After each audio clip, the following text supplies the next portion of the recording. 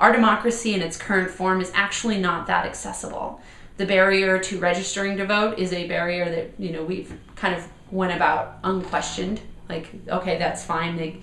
We know who our citizens are and who would be eligible to vote. The government knows in many different forms where people live, but somehow we still have to re-register to vote every time we move. And you know, the idea that young people move so often, and every time they move they have to register to vote, and those forms aren't readily available to them, it's a barrier in and of itself. When you ask a young person, like, where do you go to register to vote? Well, most folks actually don't really know. They're kind of like, DMV is like the common answer. Maybe somewhere on my campus, but I don't know where.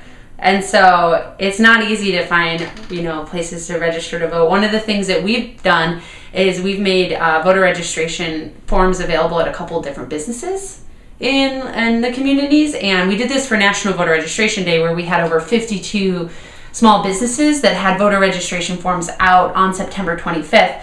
And so making voter registration there where people are at. And so, for example, the local food cooperative, the Dill Pickle Food Cooperative, has a voter registration table right in the front of their store. And it's like they get 5 or 10 forms a week, but most folks are like, wow, that's really convenient. I was already here. And so there's ways, I think, to make it more accessible. And I think that, yes, absolutely, tons of people get to go to the polls on election day and realize that they can't vote because they didn't update their voter registration.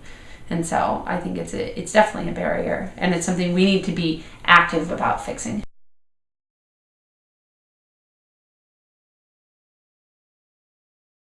The truth of the matter is when you talk to people from our generation, they actually are really concerned about this and do believe in democracy. They just don't really know where they fit in, and they're not really interested in the current paradigm of like the red party, the blue party, and the kind of divisive rhetoric that we hear. And so the whole approach with Chicago Votes is just to kind of bring folks together and make it all really fun and really positive.